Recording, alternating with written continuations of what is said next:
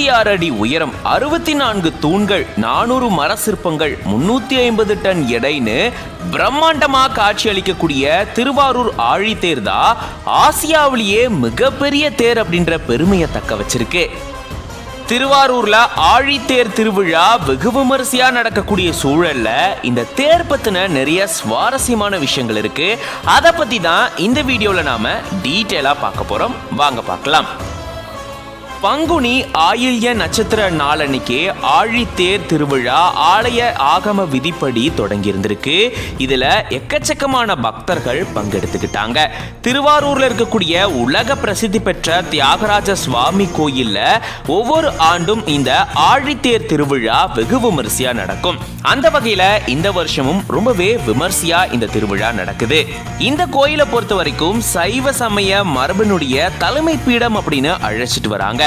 அது மட்டும் இல்லாம இந்த கோயிலினுடைய பரப்பளவுக்கு ஈடு கொடுக்கும் வகையில அவ்வளவு பெரிய குளமும் இங்க இருக்காம். இது இந்த கோயிலுக்கு இன்னொரு சிறப்பு அப்படின்னு சொல்றாங்க. அது மட்டும் இல்லாம இந்த கோயில்ல இருக்கக்கூடிய ஆழித்தேர் ரொம்பவே சிறப்பானது. அது மட்டும் இல்லாம ஆசியாவிலேயே மிகப்பெரிய தேர் அப்படின்னு சொல்லப்படுது.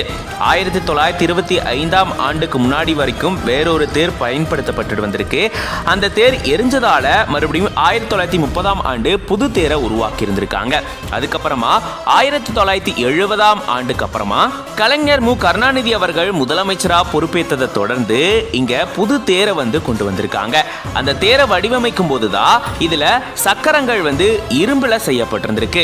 இரும்புல சக்கரங்கள் செய்யப்பட்ட முதல் தேர் இந்தியாவிலேயே இதுதான் அப்படின்னு சொல்லப்பட்டிருக்கு. இந்த தேர்னுடைய மொத்த உயரம் பாத்தீங்கன்னா 96 அடி அப்படின்னு சொல்றாங்க. இதுல கலசத்துல 2 வெள்ளி குடைகள் இருக்காம். 64 தூண்கள் இந்த தேர்ல இருக்காம். அதாவது 64 கலைகளை உணர்த்தும் விதமா இந்த தூண்கள் அமைக்கப்பட்டிருக்காம். 400 மர சிற்பங்கள் இதில் இருக்கிறதா சொல்றாங்க. 350 டன் எடை இந்த தேர் கொண்டிருக்கு அப்படின்ற மாதிரியும் சொல்லப்படுது. இது தவிர தேர் திருவிழா அப்போ கிட்டத்தட்ட 2500க்கும் மேற்பட்ட மூங்கில்களை பயன்படுத்தி கட்டுமானம் செய்யப்பட்டதுக்கு அப்புறமா தான் இந்த திருவிழா தொடங்குமா. இப்ப பயன்படுத்தப்பட்டு வரக்கூடிய இந்த தேர் பாத்தீங்கன்னா கடந்த 2010ஆம் ஆண்டுல மறுசீரமைப்பு செய்யப்பட்டிருந்திருக்கு. கிட்டத்தட்ட 3 கோடி ரூபாய் செலவுல தான் இந்த தேரை மறுசீரமைப்பு செஞ்சிருக்காங்க. இந்த தேர் தான் இப்ப பயன்படுத்தப்பட்டு வருது. இதுதான் ஆசியாலேயே மிகப்பெரிய தேர் அப்படின்னு சொல்லப்படுது. இது பத்தின உங்களோட கருத்துக்களை கமெண்ட்ஸ்ல சொல்லுங்க.